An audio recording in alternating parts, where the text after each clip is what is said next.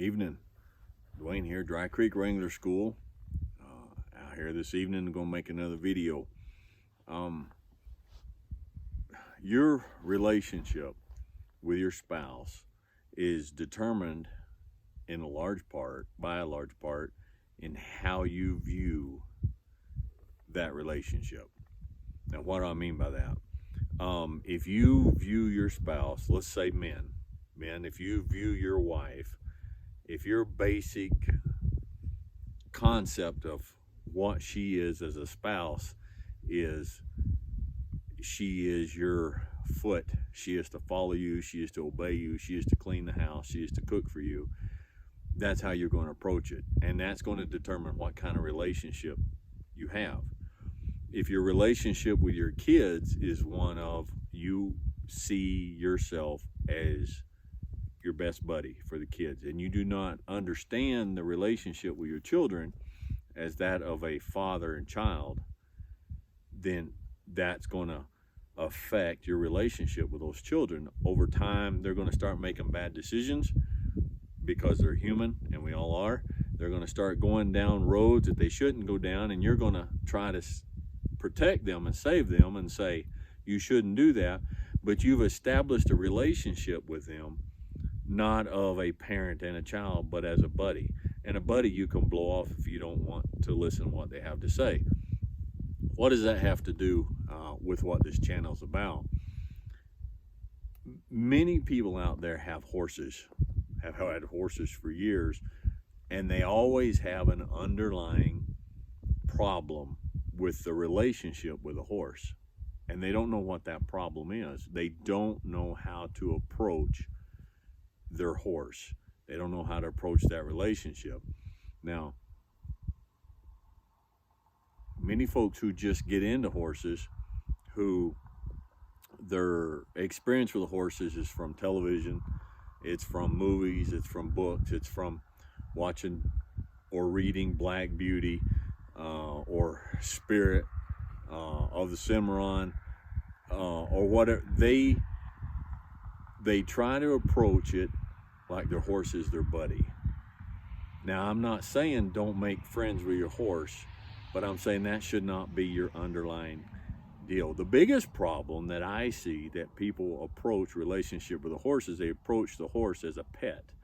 They treat the horse just like they do their dog. They love their dog, and so they have a great relationship with their dog, and so they try to carry that over to their horse because it's what they understand. And it creates a lot of problems, and it doesn't work. Now, the reason it doesn't work is because a horse is not a dog. A dog is a predator.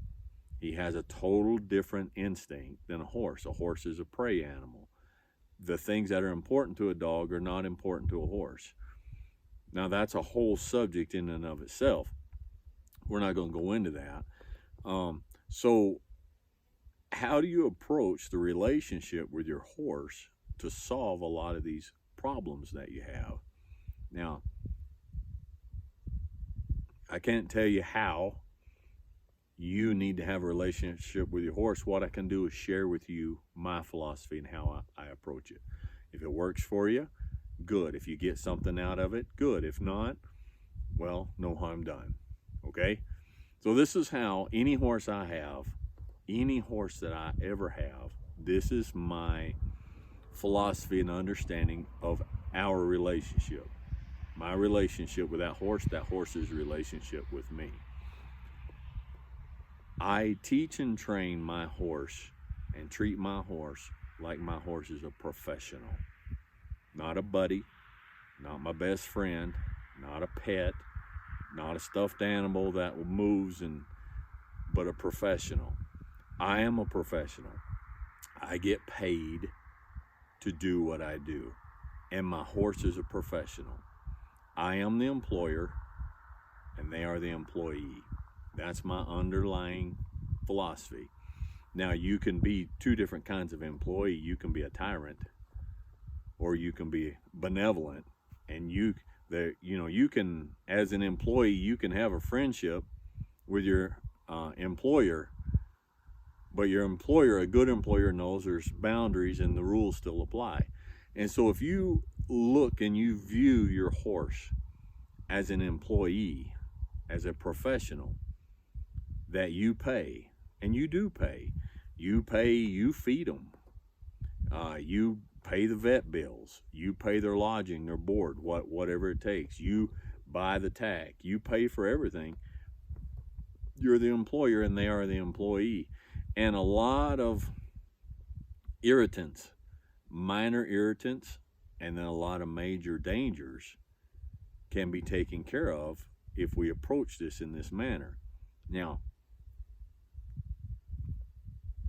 my wife and I, as you probably know by now, we've raised 7 children. None of them were born good employees. It has to be taught. It has to be taught consistently, over time, again and again and again. But my kids, I'm very proud of my children. They're grown now. Several of them have jobs. One of them is a full-time mother, and that's like the biggest job of all. But the ones at work are excellent employees. I hear all the time but it's something that has to be taught, has to be trained. And so you approach your horse like an employee, and you have the same rules for them as your employer has for you. Now, let that sink in for a minute. Think about that for a second. And it all begins in the pasture. Listen, everything begins in the pasture with a horse before you ever catch it. Everything.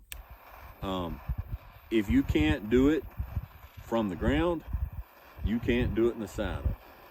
If they won't listen to you from the ground, they're not going to listen to you in the saddle. If they don't pay attention to you from the ground, they're not going to pay attention to the saddle. If they're not looking for you, if they're not listening and saying, what does she want? What does he want? What can I do? What are they signaling? If they won't do that from the ground, they won't do it from the saddle. So it all starts from the ground. Now, from the moment you go out to catch your horse, you're training your horse, and you're training them to be belligerent, spoiled child, or you're training them to be a good professional employee. So how does it work? It starts when you go to catch them. My horse Boone, there's probably 25 horses on this place here we have right now. The only horse that belongs to me is Boone, which you've seen on videos before, and then Rodeo, which is a little yearling filly that we haven't started yet. Boone is the only horse on this place that you can walk up to out in a 40-acre pasture with a halter, and he'll stand there and you can walk up and catch him. Why? Because he's a professional. That's where it starts. So it starts when I go to catch him. I expect my horse to stand there and be caught. Now they have to be taught that, so you teach them that, and it's not as hard as you might think. And then I put the halter on. The moment I put the halter on my horse, cha-ching, he's punched that time clock. He's on my time. He's not on his time anymore. So the rules start then. They don't start when I go to put the saddle on. They don't start when I climb up in the saddle and head down the trail. They start at the beginning of the workday when I put the halter on. And so what do I expect? From the moment I put the halter on my horse until I take the halter off my horse or the bridle off my horse when I'm done working in the evening, there are some things that are not allowed. He doesn't eat. My horse is never allowed, when I put their halter on, to just take a notion whenever he wants to put his head down and eat grass. When we're riding, he doesn't. Now, if we're on a big ride and the time comes that it's a good time for him to graze, I will tell him he can graze. But until then, he cannot. Why? Because he's a professional. Now you might say, I don't understand that. Well, stop and think. Where you work. If you come into work first time, you punch a clock first time, there it is, chunk, and you walk in and you sit down at your desk or wherever you work, and you say, you know what? I'm just not in the mood for this today. I think I'm going to go to the break room and get me a cup of coffee and a snack. Can you do that? No, you can't do that. Why can your horse do that? Every time your horse puts his head down to eat, your horse is not paying attention to you. Your horse is saying, what you want is not important to me. The direction you want to go does not mean anything to me. I do not want to work today. I want to eat. So you teach your horse, no, we're professionals. Eating time is your time. When the halter's on, you're on my time. It's time to go to work. And so a horse puts his head down to eat. You bump out halter, bump it, get his nose up. Don't let him do that. Especially don't let him do it from the saddle. It's one of the worst habits. I ought to do a video on the worst habits, the absolute no-nos. If you're in the saddle and the reins are in your hand, your horse does not eat. That should be an ironclad rule, okay? Why? Because he's a professional. You can't do it at work whenever you want. You've got scheduled break times, and this is considered professional by your boss and by you if you're a decent employee. So approach your horse the same way. The second thing I will not let my horse do, the minute I put a halter on my horse, and I certainly will not let them go unanswered when I'm in the saddle, is whinnying at other horses. Why? Because they're not paying attention to you. Their mind is not on what do you want, what are we doing, what direction are we going. They want to socialize with other horses and they turn you off. How does that translate across? How many people do you see today when they should be working, they're sitting there texting on their phone? They're updating their Facebook status. They're chatting, they're going to the water cooler every 15 minutes and chatting and talking and socializing instead of working. It's not professional, and your boss frowns on it. It's not professional of your horse. You should frown on it. So your horse is a professional. Now let's go back to the feed. The other thing I will not tolerate, I won't let happen when I'm talking about catching them. One of the things that just grates on me the most is when I see people who cannot catch the horse go out with a bucket of feed. That's not good. You can teach any horse to be caught. I've been paid. I had a woman pay me one time. She bought a rescue horse, a paint horse that wasn't well broke. Hadn't been, it was just pretty well, didn't know much anything.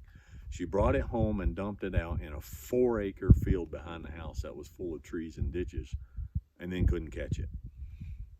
So she paid me, and I went over and I walked in that pasture with a halter, and I walked, and it took me about an hour, but I caught that horse. And I did about 2 more sessions over a few days of that, and then when it was said and done, I could walk out anywhere at any time and catch that horse. Now, how does that apply to you and your horse? Listen, if you're scheduled to be at work at 8 o'clock in the morning, okay, and your boss calls you at 8:30 and says, you're not at work, and you're like, no, I don't want to work today. Well, I'm your employer. You're collecting a paycheck from me, and you're supposed to be at work. I don't want to work today. If you will come to work, if you show up at work, I'll meet you at the front door and I'll give you a $20 bill. Okay, well then I'll come to work. What's going to happen tomorrow? Tomorrow is you're going to expect that $20 bill to show up to the job that you're supposed to have to collect your paycheck. And you have to be bribed. On top of the paycheck, you have to be bribed to do what you should be doing in the first place. It's not professional. Okay? So, when I catch my horse, I lead my horse up, tie my horse up, I expect my horse to stand there. I expect my horse to stand there while I brush my horse, while I fly spray my horse. And no horse knows this automatically. These are things that have to be taught. These are things that you have to teach your horse. And you have to be consistent. The biggest problem with raising children and teaching animals is a lack of consistency. The rule has to be firm and it has to be there every time. Okay? And so my horse stands. My horse stands. He stands tied. He doesn't paw. Okay? I put my saddle on. I brush him, blanket, saddle, head stall, and he stands there. Why? He's a professional. Putting the gear on is as much part of his job as anything else. You take someone like a fireman, turnout gear. Okay, they got to put the turnout gear on. And when it's time to go to work, they put and there's no horsing around, there's no playing around. Can you imagine 3 firemen running down another one and throwing them down and dragging and putting their, well, it's just the silliest thing. How many of you have horses and it's almost like that, putting the saddle on? Okay, and when they're on the trail, we're professionals. We're not out here to eat. We're not out here to whinny at the other horses. We're out here to be professionals. So if you will get this mindset, if you will understand this and start applying this to your horse and to your situation, then I think you will find things will become much smoother over time as you apply this. Okay? Be professional and teach your horse to be professional. Now, that takes a little bit of discipline. I'm not talking about beating your horse, but I'm talking about insisting, no, we're not doing that. Bump, bump, no, we're not. And attention, you got to pay attention. Okay, if you're out there and you're not focused and you're not paying attention, you cannot expect your horse to be focused and paying attention. You're not paying attention, then they're going to start snatching grass, and they're going to start snatching leaves off of trees, and they're going to start whinnying and nickering and rumbling at other horses and stuff. If you're a professional, you're focused and you're paying attention, and you gently, consistently, determinedly insist the same thing from your horse, you can build a professional partner, and a lot of your peripheral issues will be taken care of. Okay, so I hope that helps you. That's how I do it. Now, if it doesn't work for you, it doesn't, and there's a gazillion different factors and everything out there, but it's just a thought. It's just a giving you something that might help you settle and get a foundation. Okay, this is the relationship between my horse and I. Now, as long as you have that settled, you can be friends with a horse, and you can build a partner. You can build a partnership. But folks, it doesn't matter in any kind of relationship out there. There is no relationship worth anything if there are not boundaries and there are not rules. You just have chaos and anarchy. Okay? So you set the rules and you set the boundaries, and then you hold them to it. Okay? So I hope this helps you, and I just wanted to put this out real quick. If you like it, click like, leave a comment or a question. I used to say on these videos, I read every comment and I answer every question. If you've been keeping up with how fast this thing's growing, I can't do that anymore. But I do read all your comments. I do. And I try to, in between here and there, I try to answer the ones that I can. But it means a lot to me. Your feedback and your response does mean a lot to me. Okay? Share it with somebody that might help, and we'll catch you next time. All right.